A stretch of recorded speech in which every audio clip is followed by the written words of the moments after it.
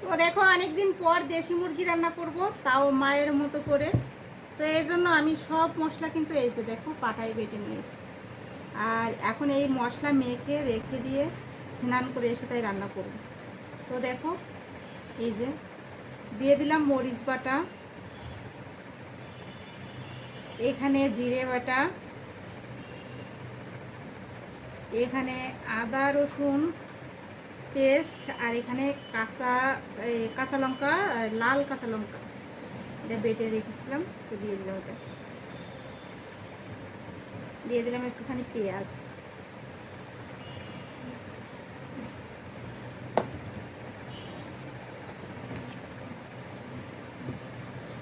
লবণ দিয়ে দিলাম। লবণটা একটু কম রাখলাম যাতে বেশি না হয়, কম হলে তো আবার পরে দেওয়া যাবে, তো এই জন্য একটু লবণটা কম দিয়ে রাখলাম। আর দিয়ে দিলাম হলুদ,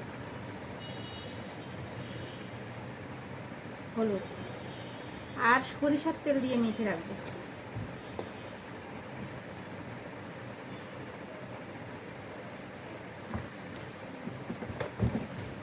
তোমরা এভাবে হাতে মেখে মাংস রান্না করো কে কে অবশ্য কমেন্ট করে জানিও।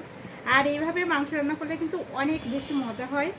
তো আমি কখনো অবশ্য রান্না করিনি, আমি মশলা কষিয়ে রান্না করি। আমার মা কিন্তু এভাবে হাতে মেখে আর কি রান্না করে, তো অনেক স্বাদ হয়। এজন্য বললাম যে অনেক মজা লাগবে। তোমরা কে কে এভাবে রান্না করো অবশ্য কমেন্ট করে জানিও কিন্তু।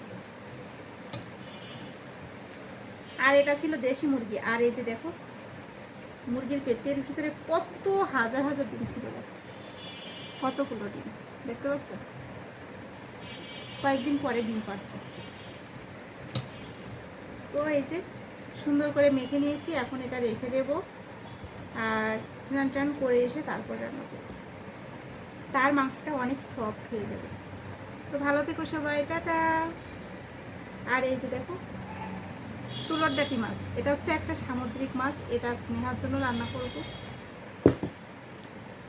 মাছটাও কিন্তু অনেক মজা লাগে। টাটা।